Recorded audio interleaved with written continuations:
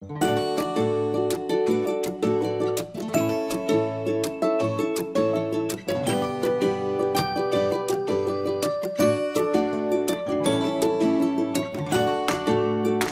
allons justement commencer avec vous, Bruno, pour introduire ce premier angle sur les enjeux du financement associatif dans un contexte de crise.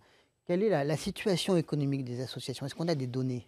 Ah, eh bien, je vais commencer par avouer la grande difficulté que j'ai à vous apporter un certain nombre de chiffres transversaux sur les associations. Comme vous le savez, ce domaine est très complexe. Il y a énormément d'associations en France qui travaillent d'usagers du système de santé.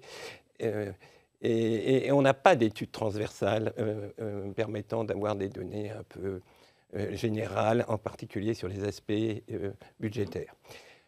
Alors, comme vous le savez, bien sûr, en dépit de leur caractère non lucratif, les associations, elles ont besoin de fonds.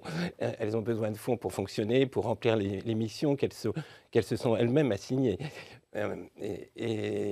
Alors, les ressources des associations, on les connaît, c'est des droits d'entrée, des cotisations, des dons, des legs, des donations, des subventions publiques. Certaines associations ont des activités lucratives aussi. En dépit de leur caractère non lucratif, elles peuvent avoir des activités lucratives, qu'il s'agisse de vente de biens, mais surtout de prestations d'études. Et puis, il y a aussi les fonds octroyés par les laboratoires, les industriels et d'autres ressources encore. Les situations sont extrêmement variées. Les associations sont de taille elles-mêmes extrêmement variées et leur situation économique est elle-même très diverse. Je vais illustrer cette diversité en vous présentant les chiffres Sinon, vous avez un petit appel pour passer, quand vous le souhaiterez, au second slide. Ah ben merci. De deux associations qui ont vu leur situation dans les dernières années, puisqu'on parle de contexte de crise. L'une s'améliorait fortement, l'autre se dégradait plutôt. Et elles ont des structures de financement qui sont très différentes. L'une est fortement financée par des subventions publiques et par des dons qui proviennent de l'industrie pharmaceutique. L'autre, plus axée sur une grosse partie de son financement qui vient de dons qui sont hors industrie pharmaceutique.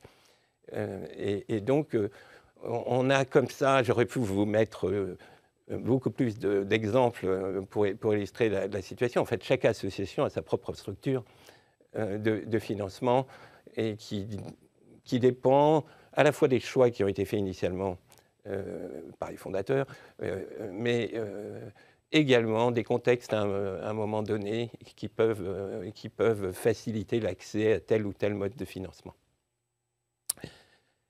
Alors, il est très difficile, je vous ai dit, il y a peu d'éléments de synthèse disponibles.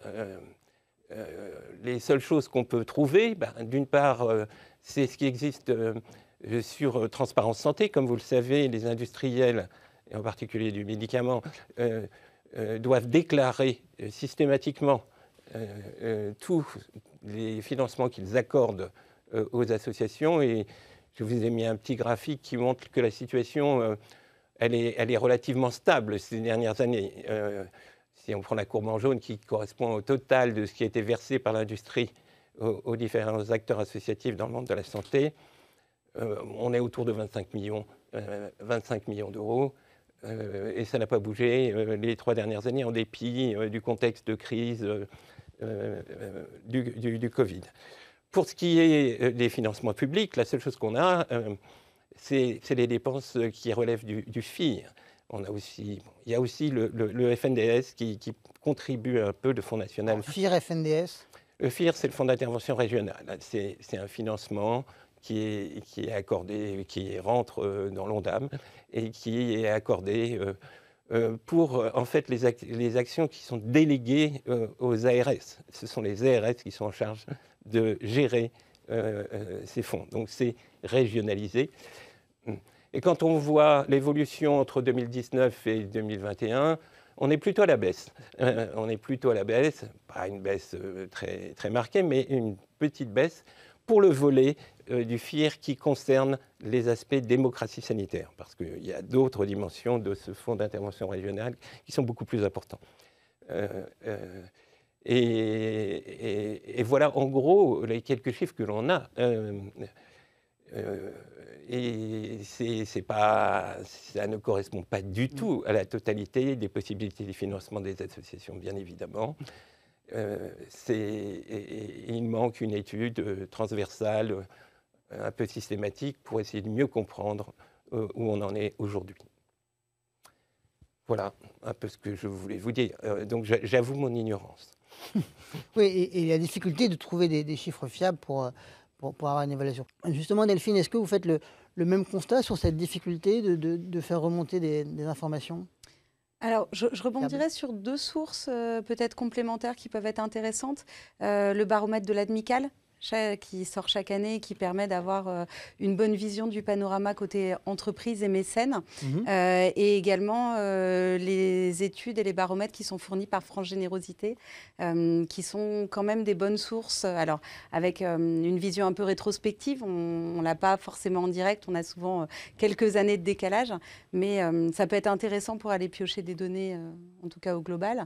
Ce qui est certain, c'est qu'aujourd'hui, on observe qu'on a besoin de diversifier les sources de financement et qu'effectivement, certainement, entre la situation 1 et la situation 2 proposée tout à l'heure, il y a une capacité à ne pas s'appuyer toujours sur les mêmes financeurs et à avoir plus de sécurité par une diversification des financements. Donc ça, c'est une démarche et une réflexion qui est certainement à amorcer côté association.